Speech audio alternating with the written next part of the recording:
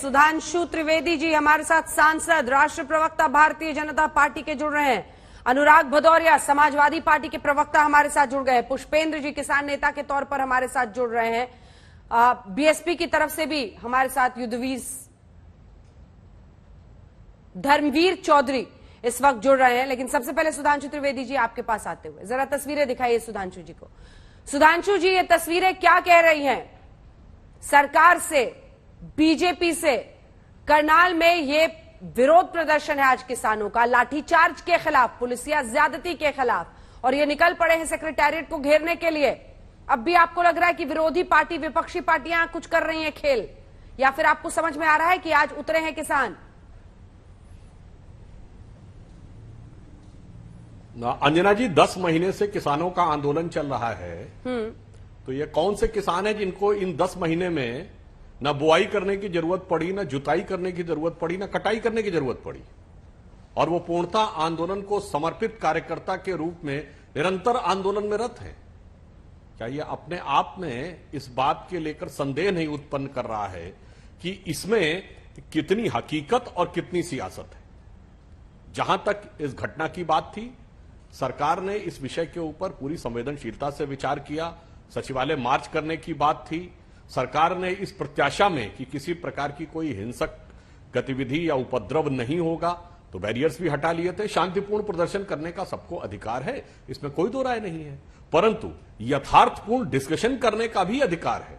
आप आइए, तथ्यों पे बात करिए, यथार्थ देखिए, तो कोई समस्या की बात नहीं। परंतु अंजना जी, ये किसान अचानक कोलकाता भी चले जाते हैं जब पश्चिम बंगाल की बात होती है, फिर उत्तर प्रदेश का चुनाव नजदीक आएगा तो लखनऊ जाने की बात होने लगती है।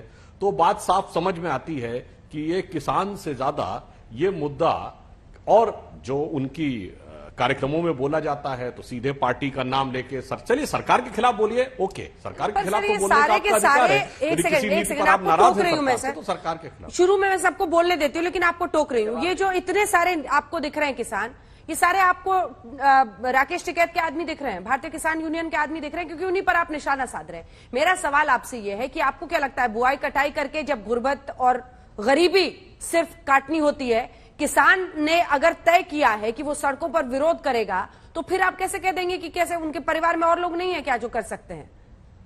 और ये तो सर 2 दिन का मामला है, नहीं तो लाठीचार्ज के खिलाफ आज गुस्से पर निकले हैं ना सड़कों में। ये नाराजगी आप लोगों को समझ क्यों नहीं आ रही सर? जी मैं बता रहा हूं, नहीं मैं बिल्कुल तथ्य रूप में समझा रहा हूं। जैसे मैंने कहा, कोई बुआई करने नहीं गया, कोई जुताई करने नहीं गया, कटाई करने, चलिए कोई बात नहीं भाई। ये तो वो किसान है जिन्होंने कहा था हम ट्रैक्टर के द्वारा घेर देंगे, और ट्रैक्टर कितने पूरे भारत में? केवल 43 लाख। और किसान कितने हैं? खुद दावा करते हैं 80 करोड़।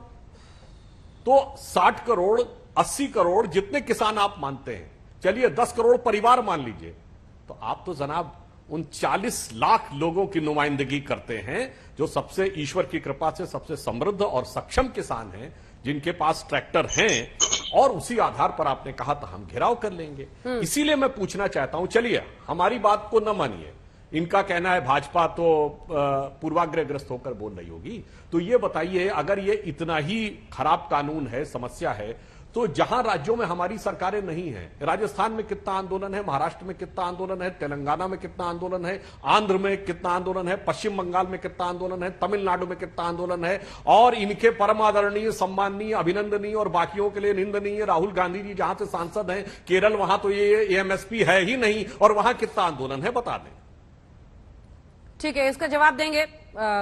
कांग्रेस पार्टी की तरफ से भी अभय दुबे जुड़ गए, लेकिन पुष्पेंद्र जी को एक बार दिखाई, पुष्पेंद्र जी को, सुधांशु जी।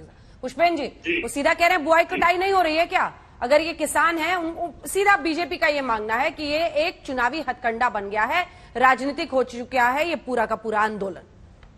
पुष्पेंद्र जी। नहीं, देखिए सुधांशु जी को खेती किसानी के विषय में लगता है ज्यादा कुछ पता नहीं है। धान की बुआई जो है जून में हो चुकी थी, और उसमें पानी वगैरह लगता रहता है, और वो उस तरीके से चलता रहता है, पहली बात। दूसरा ये है कि 14 करोड़ किसान परिवार इस देश में है, और 5 की औसत संख्या के परिवार के हिसाब से जो है लगभग 70 करोड़ की आबादी बनती है। और ट्रैक्टरों के माध्यम से जो आप कह रहे हैं कि ट्रैक्टर थे, ट्रैक्टरों से घेराव, अरे घेराव ट्रैक्टर नहीं करते हैं, घेराव व्यक्ति करते हैं, किसान करते हैं।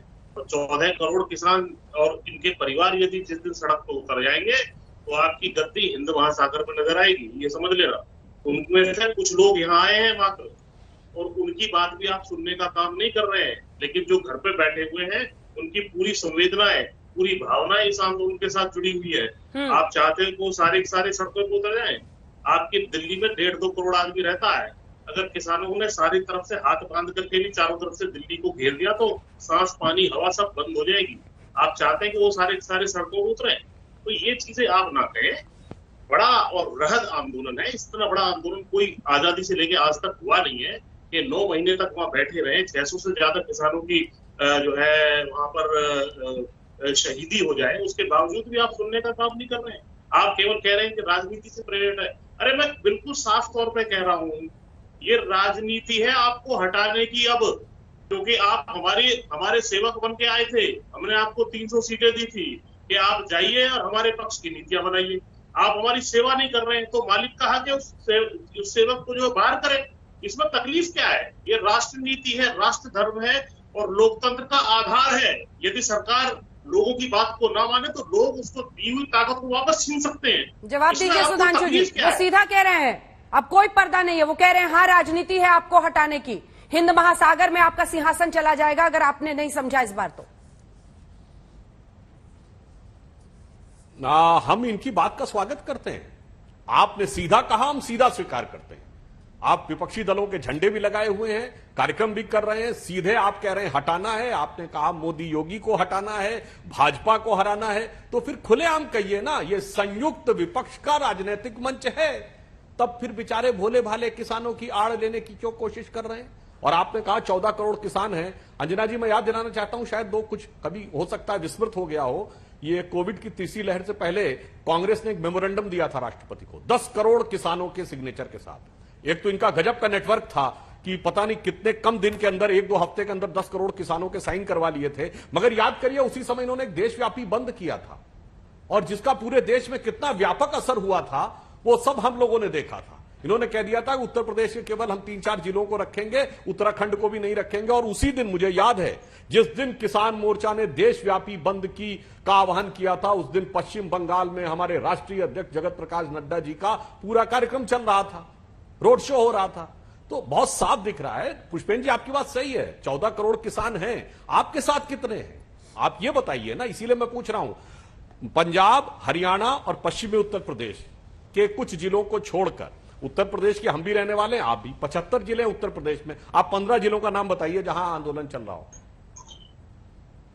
देखिए, मैं आपको बता चुका, सारे देश का किसान इस आंदोलन के साथ जुड़ा हुआ है, पहली बात।